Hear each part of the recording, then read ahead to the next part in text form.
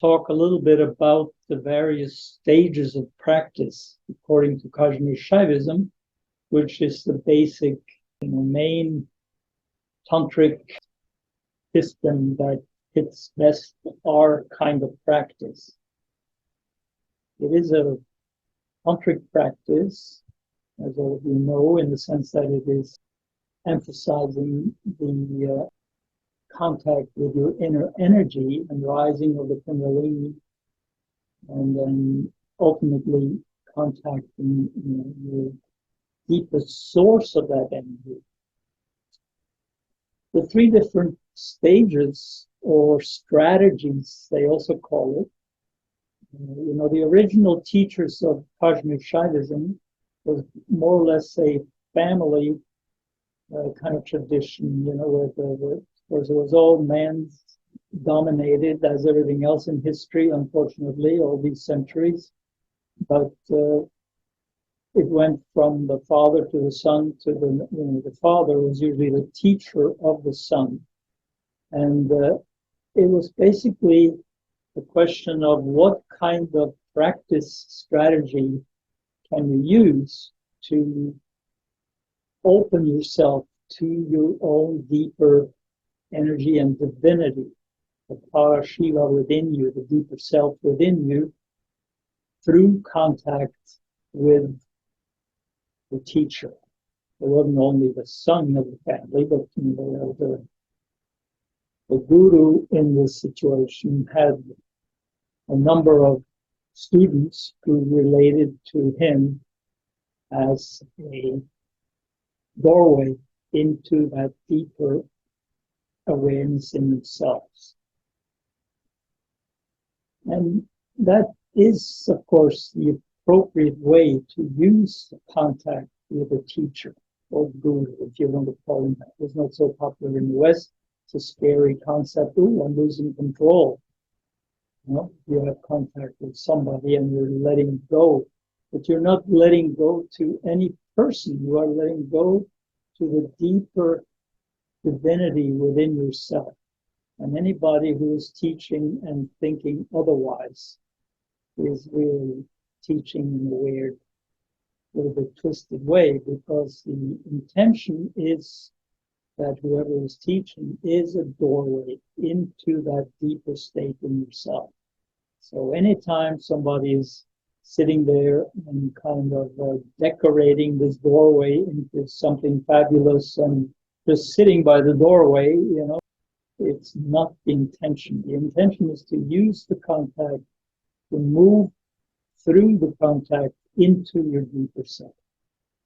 So the most basic strategy for doing that is what all of you have been doing with this rising energy practice, and that is to use the breathing, use the wish inside, use the focus on the chakras, use that very systematic self-discipline to get you to the door, in a way, to get you to the place where you become clear in yourself about what do I need to let go of in order to dissolve this duality that I experience. And this is, for most people, what the awareness is. The awareness is that it's, when you first start working with a teacher, I'm sure some of you have that clear experience in the beginning. I know I had. When I sat there with Rudy, I didn't immediately feel, oh, I'm one with this person. No, I felt, here I am with my tensions and struggles and this and that and everything else. And he's up there, sitting there, as some kind of a lotus flower. But of course, he had all of his contacts into the mud of his transformation process, and he was drawing nourishment from that and rising with it and blooming. By the time I met him, he was really blooming as a spiritual presence and was able to function as a doorway for others. And gradually, as I've practiced practice. You know, I went through these phases or strategies that are discussed in Kashmir Shaivism. The most basic one is called Anavopaya. Anavopaya, paya means a means to reach your liberation, to reach the sense of oneness. But it's the most basic one, the Anavopaya. It's where you use your self-discipline. It's really being able to have persistence and perseverance and do it over and over and over and over and over and over and over again until you start to feel, and sometimes that happens very quickly for some people, for other people it takes a long time, but you start to feel, oh, you know, where you in the beginning have this strong sense of dualism. I'm here, he's there, or she's there, if it's a woman teacher. You know, you feel that dualism. You're aware of the personality, the individuality, and nothing wrong with that, but you want to go beyond that. That's what the connection is for. That's what the open eyes practice is for. So as you do it, it happened for me very quickly. I started to realize, oh, all this tension I feel inside, if I really use this simple practice that he's given me, I start to open up, and this tension and the blockages start to melt, like ice melting inside. And then I start to feel this tremendous flow of energy. And I realize, oh, I am primarily energy. And he's also energy, really, in that case. You know, he's energy, I'm energy. We are energy together. And then we are into the second strategy, you know, or level, if you want to call it that. And that is the Shaktopaya. Shakti means energy. It's the universal word for energy. You know, Kundalini is the individual word for us as individuals. But when you get to Shaktopaya, then you start to experience that. And the strategy is to keep your focus on the dissolution of your tensions and the transformation into an energy flow in the chakra system and up your spine. Just keeping your attention on that, keeping your attention on that, keeping your attention on that.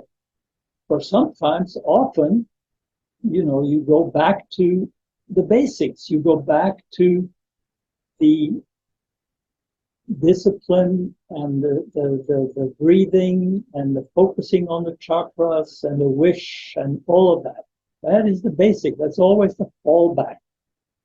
But the second strategy, the Shaktopaya, to the degree that you can maintain your attention on the energy flow rather than the dualism. The fact that you are an individual and everybody else is an individual, which of course is true on the fundamental level, but on a deeper level, everybody's just energy. So that you can really experience in contact with a teacher in the open eyes. Now, when you do that long enough and deeply enough, you practice this Shaktopaya, then you get into what's called Shambhavopaya. And this is the immersion, the contact directly with your own inner presence and awareness of oneness, your witness awareness. You're just, and you know, after practice so and so long, you might be able to take a breath or two and you go right in there. Boom. In the self. I am that divine being, which is the source of this energy flow. So in other words, we're going from discipline to energy experience, and then to realizing, recognizing, immersing ourselves in the source of that energy. And that is Parashiva, that is the infinite potential at the core of us. And to just be in that, it gives an instant bliss. You can have glimpses of bliss, through the Anavopaya, through the basic discipline and going in. And, I had that when I was sitting with Rudy. I had the dualism, and then occasionally I had the glimpse of, oh, there's no difference between us. We are one. And that was very surprising. Never had that experience before. And then I had this, as I said, the experience of the energy flow, and ultimately that realization that I am just that deeper self. I am just that witness awareness. I'm one with that Shiva that is underlying me, him, everybody else in the room. And you start to have that recognition and immersion, not just with the person who's sitting there teaching, but you start to have that recognition in terms of all of life. Even though most people are, lost in tensions and patterns and blocks and difficulties, we can have infinite compassion with that and be so grateful that we can see through all that and recognize the divine at the core of our life in every human being. So it's not a matter of becoming arrogant or thinking that we are above anybody because we have that sense of oneness, but it's to really have an increased compassion and gratitude for everybody. And to the gratitude to the divine within us, our inner teacher, and also the outer teachers who help us take us to that realization.